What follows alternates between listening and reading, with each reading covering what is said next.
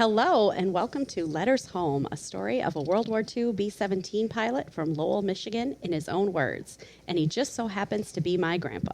I'm your host, Annie Whitlock, and I'm joined by my co-host, my dad, Mitch McMahon, and my aunt, Lori Summerfield. In each episode of Letters Home, we're going to dive into letters written by my dad during his time in World War II that he sent to his parents, siblings, and friends back home in Lowell, Michigan. We'll be reading his own words and giving some context as to what was happening in the world and in Lowell at the time he wrote these.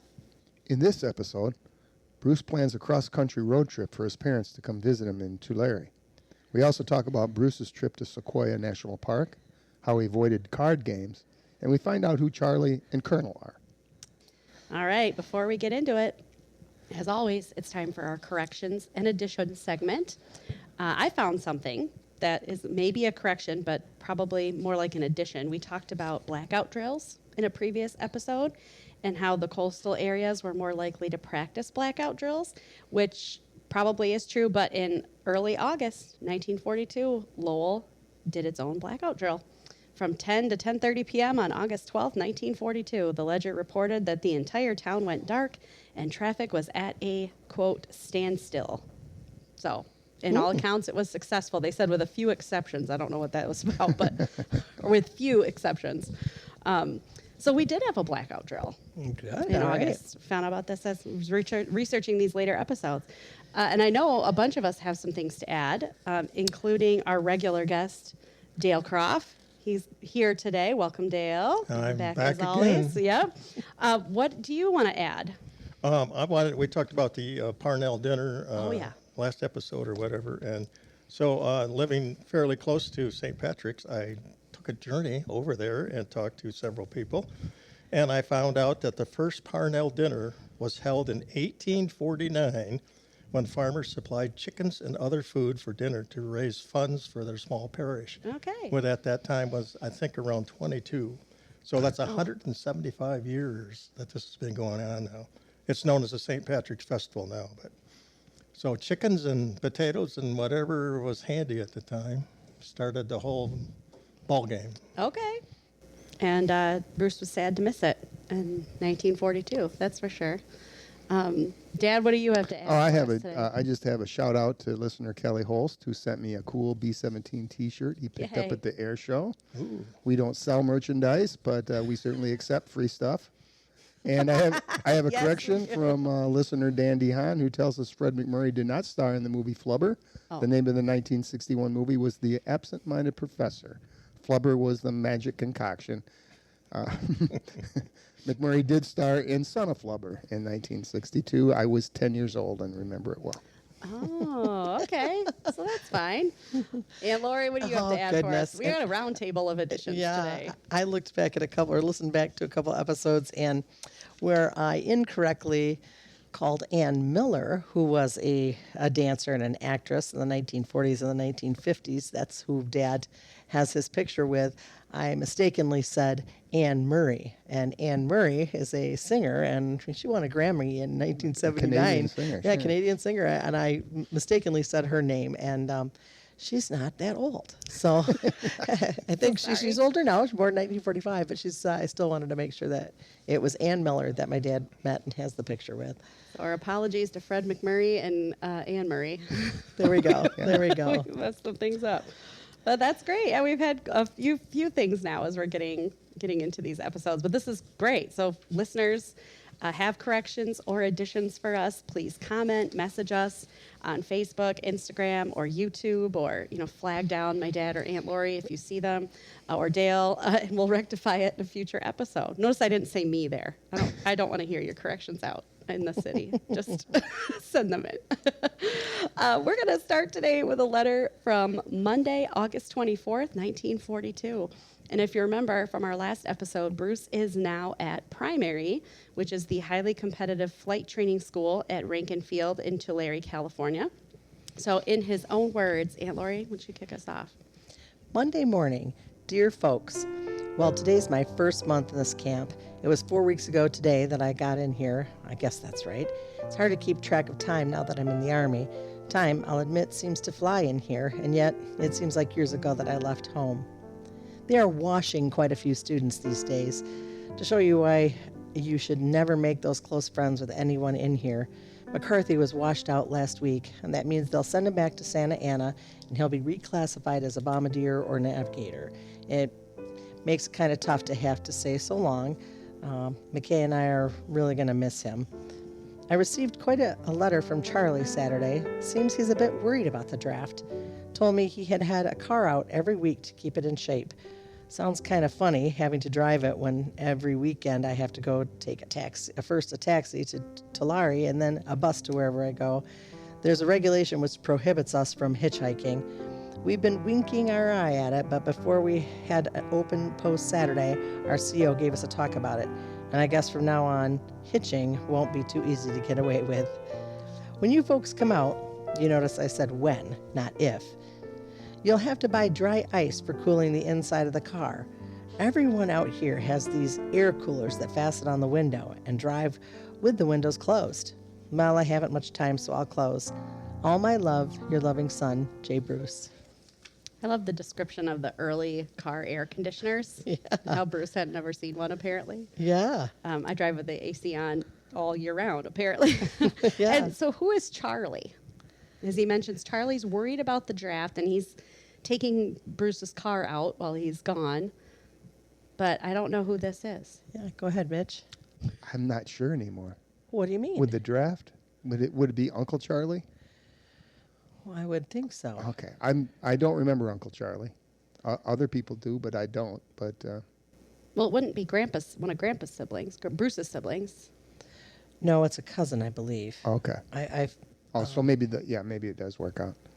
Okay. Well, if you know who Charlie is, any of these listeners, chime in and let us know. Because someone Bruce trusts with his car, but Yeah. also young enough to maybe get selected into the service. So, who knows? Another also- mystery. Yeah, another mystery.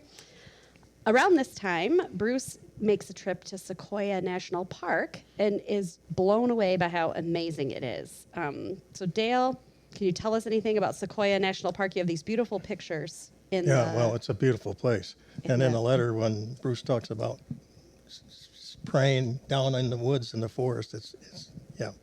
Anyway, the park was established September 25th, 1890. And today it covers 404,064 square acres or 631 square miles of forested land. Lovingly known as the land of the giants, this Californian terrain in the southern Sierra Nevada includes towering mountains such as Mount McKinley, which is the highest mountain in the lower 48 states at 14,505 feet. The park is notable for its giant sequoia trees, including the General Sherman tree, which is the largest tree on Earth in volume. The General Sherman tree grows in the forest, giant forest, which contains 5 of the 10 largest trees in the world. And it's a beautiful place, as many of us have seen pictures of it, of us humans standing on the trunk, by the trunk, and the tree. I haven't been there yet, but I haven't been there either. I've been to see some It's on my redwoods, and they bucket are list. amazing. But I've never been to Sequoia National Park. Either of you been there? Dan, No, Aunt Lori? no. I have an interjection about Charlie, though. Oh. Back to Charlie. Okay, yeah. He was a sibling to Frank. So to Okay. Grandpa Frank, he was his sibling. So that's why So the it was word Bruce's uncle, maybe. Let's see. right. Owen and Margaret were his parents. Siblings were Okay. all the siblings. So yeah, and he's also in that. Thank goodness you told me about that Find a Grave, because he's buried in St. Patrick's Cemetery as well. Okay. Bringing it all back to St. Patrick's. Yeah, a lot of the McMahons, not Bruce though, but a lot of the McMahons are buried in St. Patrick's Cemetery, right across the street. Yeah, born in 1884, died in 1970. So he was 86 years old, lived a long life. Yeah. Oh, he might not be the right age for this then. Would you be worried? Maybe he's just worried in general about the draft. I don't know. I'm not sure. Okay. Well, we'll find out. Well, Bruce goes to Sequoia National Park because he's right out there in California, and he writes a letter to his family about it from September 6, 1942, in his own words. When you see such beauty, you begin to realize what wonderful cameras your eyes are. I took a bunch of pictures and I'll send them as soon as they are printed. In this letter, I'll send some snaps I brought up there. This morning I went to church in the outdoor chapel. Just an altar of rough-hewn redwood and the ground to kneel on. Perhaps you can half feel the inspiring nature of such a mass kneeling there with redwoods towering 200 feet above you and rustle behind you to see a brazen deer watching the people, probably expecting to get some food from them. Deer so tame they come up to you to be fed. Bears roaming around as nonchalant as Colonel. This is just another great example of how good of a writer Bruce was, right? Like, Yeah. you just picture all of this. Imagery, And then yeah. hearing about Sequoia National Yep. Park, you can picture him there doing it. But who's Colonel? So who's Charlie? We figured out Charlie, now we got to figure out who Colonel is. Well, I knew Dale was serious about this project when he told me who Colonel was. That was the family dog. Yeah, it's family dog. Oh, okay. And we only have one picture of him that we know of. Yeah, Oh, well, we need to get that I picture. think of he was an Colonel. English setter, it looks like, in the picture. I believe so too. Oh, so bears roaming around as nonchalant as Colonel. Okay, so let's see Colonel. That might have been a slight exaggeration. A little hyperbole. We'll see. Well, it's time now where we talk about what was going on in the world and in Lowell when Bruce wrote these letters. So let's start with what was going on in the world and in the war at this time. For most of 1942, the Allies hadn't had much success in the war. The Soviet Union had asked the Allies to invade Western Europe in 1942 to help them out in the East, but the British proposed to invade Northern Africa first to secure the Mediterranean. So, got to make some tough choices. This was no doubt a difficult military decision, and the Soviet Union fought a bloody battle with Germany that began right around this time when Bruce is writing these letters in the summer of 1942, which is the Battle of Stalingrad. So to tell us a little bit more about this battle, we of course have Dale here. What was the Battle of Stalingrad? The Battle of Stalingrad was a brutal military campaign between Russian forces and those of Nazi Germany and the Axis powers during World War II. The battle was infamous as one of the largest, longest, and bloodiest engagements in modern warfare. From August 1942 through February 1943, more than 2 million troops fought in close quarters, and nearly 2 million people were killed or injured in the fighting, including tens of thousands of Russian civilians. But the Battle of Stalingrad, one of Russia's important industrial cities, ultimately turned the tide of World War II in favor of the Allied forces. Both sides placed great strategic importance on Stalingrad, for it was the largest industrial center of the Soviet Union and an important transport hub. Controlling Stalingrad meant gaining access to the oil fields and having supreme authority over the Volga River.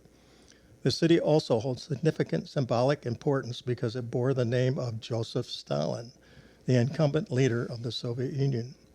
The victory at Stalingrad is considered by many historians to be the greatest battle of World War II. It is also a significant part of Russian culture, commemorated among the days of military honor in modern-day Russia. Bruce writes this really long letter to his family, which we're going to read a part of here in a minute, from August 26, 1942. It's right around this time that this brutal battle is starting. And he's going to recognize kind of the state of the world in this letter and kind of talk a little tiny bit about as much as he can anyway. So, Dad, why don't you read this excerpt in his own words? Yes, I've been in 4 months now. In a way, it seems like 4 years. And again, I've done so much, it seems like only a week ago. Makes me kind of blue when I think how tough this is on you. I have plenty of diversion, but you've got to stay home and take it. Don't think for a minute I don't realize how lonesome you can get at times. Just keep that chin up as I last remember you. This isn't going to last very long. I can't see how it can. I'll admit, we, the United Nations, haven't done a thing yet but retreat. However, when we start on the offensive, it will be a question of months. I pray every night that you and Dad keep healthy and that you keep the right frame of mind, that you don't worry about me, that when I come home it will be the same as it was that last year before I left. That's the hell in war. It isn't the fellows who are separated from home for a while, it's the ones he loves at home who have to suffer. Don't let worry or anything else make you grow old. You see this as an interval in my life when I'm not with you, but just an interval. We have many long years together after this is over. And don't lose sight of that for 1 second. It's just really, again, every time stuff like this comes up, it's just always rough to read about how he's like, this will be over really soon. But of course, we know that it wasn't, especially these early letters. But he was right, I guess. I mean, once we got on the offensive, it was a matter of months, but the offensive part didn't happen for another 2 years. So probably because of these military decisions to, fight in the Mediterranean first instead of on the Eastern Front, and have Stalingrad go for so long for, as you're in these different parts of the world. But yeah, we didn't get the offensive until D-Day. So he was sort of right, but he's got a long war ahead of him still at this point. You can read the rest of this very long letter on the Lowell Historical Museum website. He even acknowledges how long it is. At that point, he says, that's like 300 words. But in another letter from September 1st, he goes into a little more about some of the people from Lowell that he went to war with. So in his own words. I received a nice letter from Hoyt Phelps today, and he gave me quite a few bouquets, so I'll send it to you and you can read it. Don't tell his mother, as he probably wouldn't want me to show it around. Sure as shootin' his mother would write to him about it. Chuck Smith sent me $10 of the $25 he owes me in this letter from Hoyt. I think I'll stop now and drop him a letter. In Hoyt's reference to playing cards, I also advised him not to. Little JBM isn't playing any first because it's a sure way to lose money in here, and secondly because when in the hell would you find time to? Well, so long for now, your loving son, J. Bruce. P.S. Letter from Hoyt surprised me because I didn't think I helped him very much, and he and I were never that close before the war. I forgot to mention this, but Bruce didn't actually write out the word hell.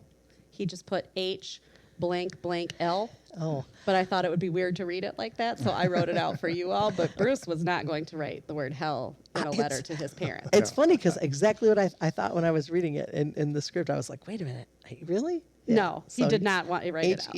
H blank blank blank. Yes. Okay. Yeah. Right. Well, they had Blank, the H blank, and the L, and he knew. That's how I knew which one. Oh, there we go. But so apologies to Grandpa Bruce if you're listening. Sorry, we read the swear word in here that you didn't want anyone to see.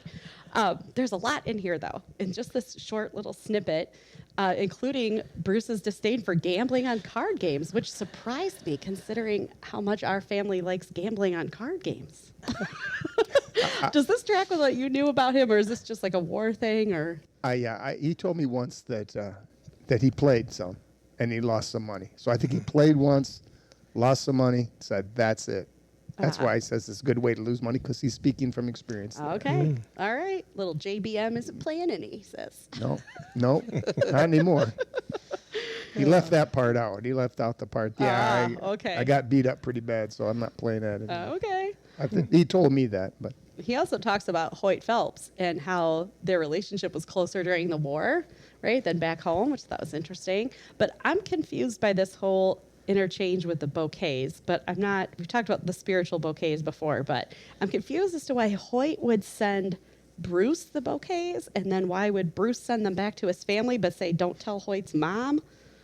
I don't know. Do you all have any idea why would you send them to your friend? I thought they were like to send to people back home, but maybe not. I mean, well wishes or something. I think he thought that was nice and wanted his mom and dad to see that, but then didn't necessarily. I don't know. Maybe Hoyt was not sending the bouquets to his own mother. Right. Maybe. And and I thought about that. I don't know.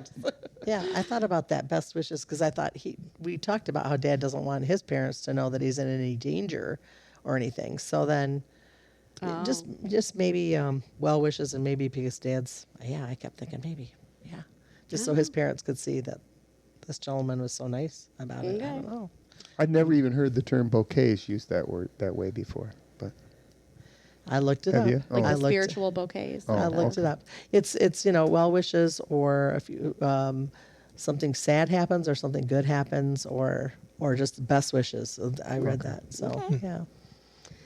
Well, the main kind of point of this episode is the fact that Bruce, and we alluded to this in one of the early letters at the top of the episode, but Bruce really wants his family to come visit him in California. So The next several letters that Bruce wrote to his family the first week of September, and there's quite a few in that first week, are all about planning for this upcoming trip that he wants them to take back to California. So he writes numerous times about how he wants them to take a vacation.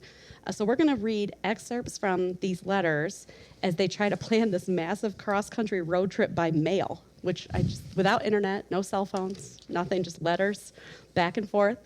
So we'll start with an excerpt from September 3rd, 1942, where he just first kind of floats the idea of his family coming out to visit. So, in his own words. Have you read the letter I wrote to Helen? What do you think about it? Do you think you could stand to drive all the way out here? Driving out would give us a car to get around in. Otherwise, I don't know how we'd get to any of the places I'd like to show you out here. If you don't feel that you can make it, don't feel bad about it, because I'll get leave sometime. However, let me know what you decide. I'll send some money home for a couple of retread spares for the car if you decide to come. The train would be much too expensive by Pullman. It would kill you to ride those chair cars, so don't come that way.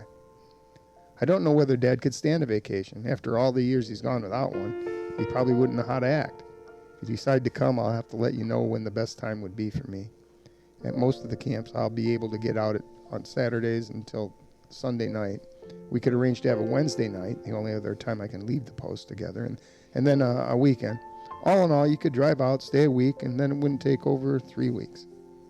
The cadet's parents drove out from Grand Rapids, and they said it was 2,400 miles by the northern route.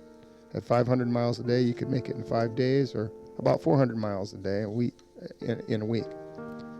Well, I guess I better close. There's probably lots of things at home that make it tough to leave now. If there is, we'll just forget it for a while. My main reason in wanting you to come is for you both to take a much-needed vacation and see the beautiful scenery out here. Your loving son, J. Bruce. I think it tracks that Frank never took a vacation from all he's talked about it. Any thoughts of this? Were they travelers? Did you guys go on family trips? Like, was this a thing that they did? Well, I did. Yeah, we did. Yeah. Mom and Dad, well, we went to the New York World's Fair. Washington, in D.C. 1963. I went to that's Washington, cool. D.C. with Kevin. Okay. That's when you guys were older. And we took a lot of trips over the bridge and those kinds of vacations. Just went up, stayed in a motel, and went to the mystery spot where the ball rolls uphill. That kind of thing. Okay. So I was just wondering, like, how big of a deal it would be for them to pick up and go to California. That would be a massive undertaking. Yeah, a massive undertaking. In 2024. Well, just look in terms of how many days it would take to get out. Yeah. Yeah. So a few days later, on September 6th, it's clear that the family has agreed to go on Frank's first vacation in a long time. And so Bruce writes to them to make official plans. So in his own words. I'm due to leave Rankin 3 weeks from tomorrow. I'm sure that even if things slipped up, the fact that you're coming from Michigan, I'll be able to get off the weekend and be able to go out to the gate and talk with you for a couple hours every night. I'm so glad Raj is coming also. Wish the whole family could come out, but I guess that would take up a special Pullman. I thought that you could get the spare. I've 2 in the car, vulcanized, and maybe you could pick up an old used tire. Well, if you couldn't get another spare, I'm sure the tire on the cart would be good enough to last 6 months or so. So you know the speed limit here is 40 miles an hour, so tires wear a lot longer. It will cost about $40 for your gas and oil out here. The fellow from GR said it was 2,600 miles, so you can use that $40 for gas. I know it will be difficult to drive the car out, but Dad and Raj can do it all right. When you get out here, you'll see how much it means to have a car. Be sure to bring the title, etc. This is a lot of planning about tires. I mean, when you're planning a road trip, I don't know. I don't spend this much time planning the tire situation. Also, $40 for gas to go across the country. I mean, that sounds amazing. But Dale, what can you tell us about car travel during wartime? Like, why are we so concerned about the tires? Well, tires obviously is a big deal. Tires were difficult to obtain during World War II due to rubber shortages caused by a number of factors, one being military needs. Rubber was needed for military vehicles, gas masks, boots, raincoats, among other items. This is another great, fantastic, unbelievable factoid, I guess. A single battleship required over 75 tons of rubber. Oh my gosh. 75 tons of rubber for a battleship during World War II. Wow. Another reason was Japanese occupation. From January to March 1942, Japan conquered Malaya and the Dutch East Indies, which were major rubber-producing nations, eliminating 91% of the U.S. rubber supply. The little rubber that was available went to airplane and munition factories. Reduced imports. Cargo ships were needed for military purposes, which reduced the ability to import rubber from South America. And synthetic rubber. The synthetic rubber program had just begun, but it didn't produce enough to meet civilian and military needs. In response to the shortage, the U.S. government stopped selling tires in December 1941 and began rationing them in January 1942. Tires were the first item to be rationed and remained rationed until the end of 1945. Wow. Consumers could only have their existing tires patched or have the treads replaced. But doctors, nurses, fire and police personnel, and owners of certain vehicles could purchase new tires with approval from their local rationing board. Wow. The government also encouraged people to conserve rubber by driving in carpools and taking other steps to make their tires last longer. Okay. So that was, Wow. 75 tons. So I guess You couldn't yeah. get new tires in 1942, so Crazy. Okay. So I that guess would you be do, a concern. You do kind of have to pay attention to the tires. All right. Well, that makes sense. So the next day, after he writes about the tires here, on September 7th, Bruce had gotten word that his family was planning to get there on September 15th, so just about a week after that. So he writes a letter with specific instructions on what to pack and how to meet him. So in his own words, Dad. Tell Dad to pack about 5 or 6 shirts and to wear some sort of top coat. If we go to Sequoia, you can use a coat at night. Don't forget colored glasses for the sun. Ought to have Burns' camera for snaps on your way out. Try to make a hurried trip out, although if you're here at 2 Saturday afternoon, the 20th, that's when I'll be able to get out. You'll come to the gate and call for me whenever you arrive, if it's Friday before 10 at night. I don't know, but I might be able to get you into the post to see the ships, our rooms, mess, etc., but I'm not sure. They are very strict. When you get here in Tulare, you can call me at this field. Plan to see the Boulder Dam and other points on your way back. I think Raj could inquire in Grand Rapids about a used tire or so. It's possible to get one out here, but you have to know the right people or have a service station pick up a used one, and that takes time. You don't know what it means to see you folks again. Just hope nothing prevents your coming. But if it did, you shouldn't feel bad for me, because I'm getting used to being away, and we'll be content until I come home for good. And that won't be long from now either. Write and ask all the questions you want, and I'll answer them immediately. All my love, J. Bruce. Okay. Well, we know from our guest last episode, Gail, that this could be Roger, Bruce's brother, but it could also be Roger's son, Roger. There's a lot of Rogers in there. Who do you think is coming with Frake and Lotta? Would it be it'd probably be his brother, wouldn't you I'm think? guessing brother, Yeah. because of the age. Yeah, because little Raj would be little Roddy would be. Roddy. Oh, yeah, That's right, Roddy. Gail. She called Thanks. him Gail Roddy. told us he was called Roddy. No, I didn't know that. Yeah, that's interesting. Okay, so his brother is coming with his parents. So that's great. More talk about tires. I also love that all of this is happening by mail. I know this is my millennial nature here, Yes, but there's it no is. like text me when you get here. There's no like, you just send a letter and hope that they get it, and you drive all the way out to California and you're just like, we'll just meet up at the gate. I don't know, this is hilarious to me, but yes, I mean, that's how things were done. So imagine just all the planning it would take. But spoiler alert, the McMahons do make it out to California to see Bruce. We know this because, well, we'll see in our next episode, we start picking up a little bit, and he talks about their trip. But there is a big break from letters during this time because he's not writing home because he's seeing his parents. So he has no need to write home. So there's about a 2-week break from letters right around this time.